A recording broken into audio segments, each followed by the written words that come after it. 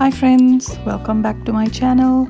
അപ്പോൾ ഇന്നത്തെ വീഡിയോ എന്ന് പറയുന്നത് ഒരു അക്വേറിയം ഷോപ്പിലേക്കുള്ളൊരു വിസിറ്റാണ്.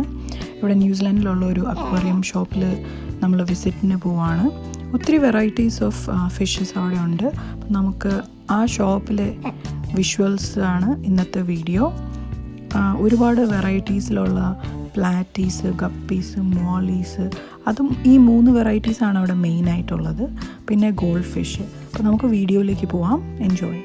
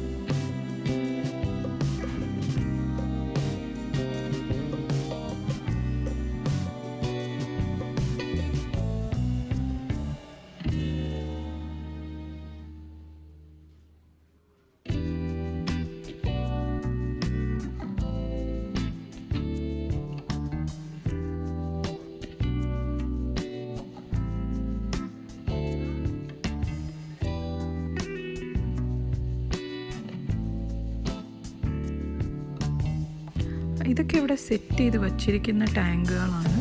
അപ്പോൾ കാണാൻ നല്ല ഭംഗിയുണ്ട്. അകത്ത് കിടക്കുന്നത് ടെട്രാസാണ്.